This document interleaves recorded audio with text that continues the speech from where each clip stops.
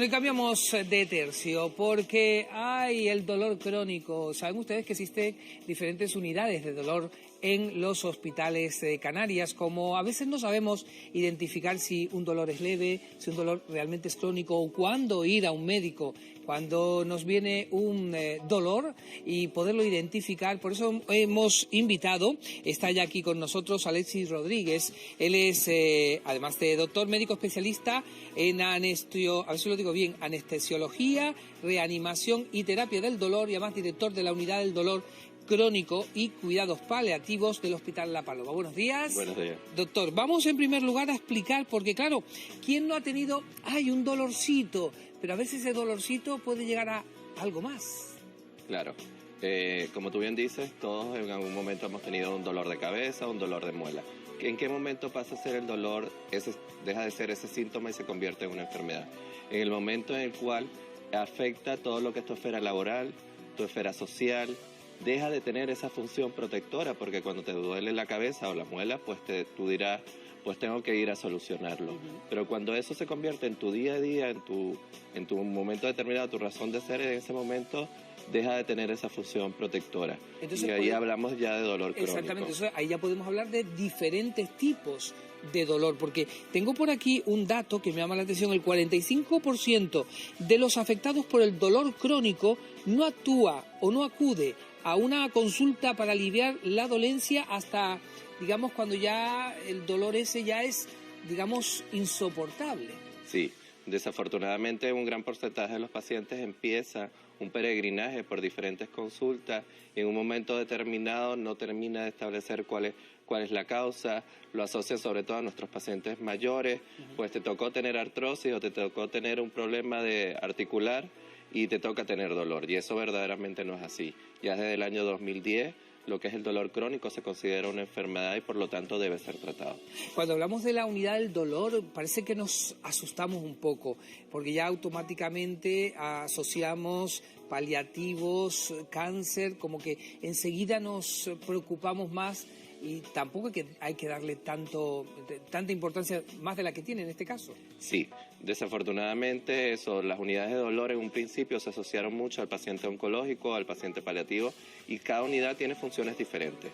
El dolor crónico, estamos hablando de sí, podemos tener un grupo de pacientes con problemas oncológicos, pero un gran porcentaje de pacientes tienen patologías benignas, que son las que nos interesa también tratar. Un paciente con problemas lumbares, con problemas de fibromialgia, que hace que disminuyan sus capacidades laborales o sus capacidades funcionales a nivel familiar, pues son pacientes que son nuestros candidatos a ser tratados. Vamos a poner nuestro número de teléfono. Saben ustedes que es un teléfono de llamada gratuita que pueden llamar sin problema y así les podemos un poco orientar. Ya saben ustedes, nuestro especialista, así que ya tienen el teléfono, llamen y a ver si les puede ayudar, sobre todo porque hay personas, y esto una pregunta que me llama mucho la atención, que tienen dolor y que se acostumbran a vivir con ese dolor.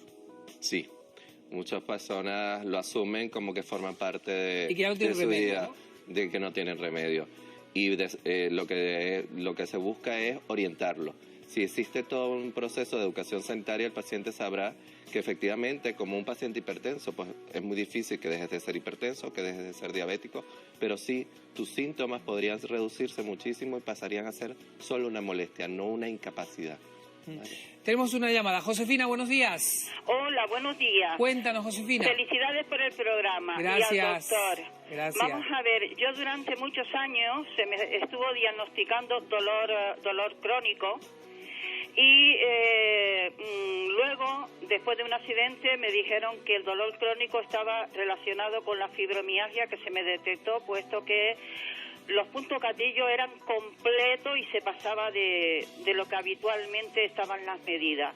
La unidad del dolor me da el alta porque dice que yo tenía que tomar una serie de medicamentos y si no los tomaba me daban el alta. ¿Y cuál es la pregunta? Eso, que por qué la unidad del dolor no sigue tratando a la persona a pesar de que la medicación, cuando hay otros sistemas también que son muy buenos para ellos, Perfecto. que son los que yo he utilizado. Entendible la pregunta. Escuche por la tele. Gracias, un saludo. Gracias. Gracias. Bueno, decirle que bueno, cada unidad de dolor funciona diferente. Supongo que a lo mejor se refiere también en un momento determinado. Nuestras unidades por las cargas asistenciales, pues a veces no terminamos de realizar todo el tratamiento de la forma que mejor quisiéramos. Pero sí, existen diferentes técnicas. En una primera parte es la regulación con la parte de medicamentos, o sea, un tratamiento desde el punto de vista farmacológico, pero también es muy importante en los pacientes con dolor crónico la parte psicológica, porque como te decía, va a estar en procesos de depresión, de ansiedad, de irritabilidad, y con lo cual ese tratamiento también es importante, y desde el punto de vista anestésico, pues bloquear en un momento determinado esos puntos que nombraba la señora, esos puntos de dolor. Hay que decir que tiene toda la razón, cada unidad del dolor en todos los hospitales de Canarias, en este caso es La Paloma, tienen su funcionamiento, pues habrá que quejarse en esa propia unidad del dolor donde habla esta señora. Pedro, buenos días. Hola, muy buenos días. Pregunte, Pedro.